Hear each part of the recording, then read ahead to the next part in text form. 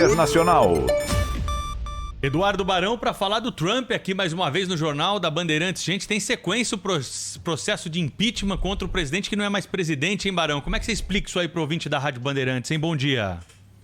Fala, Pedro, bom dia para você, Thaís, Edu, todo mundo aí no Brasil. Pois é, nem os americanos sabem muito bem como explicar isso. É a primeira vez na história do país que um ex-presidente passa por essa situação, né, um processo de impeachment, mesmo após ter deixado o cargo, né? Não é mais presidente dos Estados Unidos o Donald Trump. O Trump sofreu impeachment pela segunda vez na Câmara e agora o processo começa hoje no Senado. Primeiro com a defesa batendo em 3 argumentos. O primeiro é de que ele não incitou aquela manifestação, aquela ação de vândalos que invadiram o Congresso dos Estados Unidos ainda quando Trump era presidente. Diz que não participou daquele gesto. Segundo, a defesa vai dizer que se trata de uma ação inconstitucional, afinal de contas, Trump não é mais presidente dos Estados Unidos, não pode mais sofrer impeachment. E, finalmente, a terceira justificativa da defesa é que se trata de um teatro político. Já os relatores da Câmara vão hoje participar de um debate com os advogados de defesa de Donald Trump, primeiro discutindo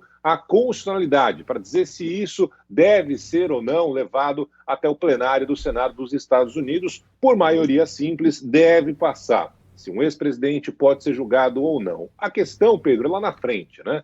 Afinal de contas, a gente sabe muito bem que o Senado americano está dividido, 50% formado por democratas, 50% formado por republicanos. E para que Trump sofra o processo de impeachment, precisaria ter 2/3, ou seja, 17 senadores republicanos do partido de Trump teriam de votar a favor do processo de impeachment, e isso é muito, mas muito improvável. Então, o processo de impeachment, mais uma vez, não deve ser aprovado no Senado dos Estados Unidos, mas vai demorar um pouquinho mais até o final das discussões. Para o povo americano, população americana, a pesquisa divulgada pela rede ABC mostra que 56% querem sim que Trump sofra o processo de impeachment, que pode ter lá na frente alguma sanção no futuro para que ele não volte a concorrer a cargos públicos aqui nos Estados Unidos.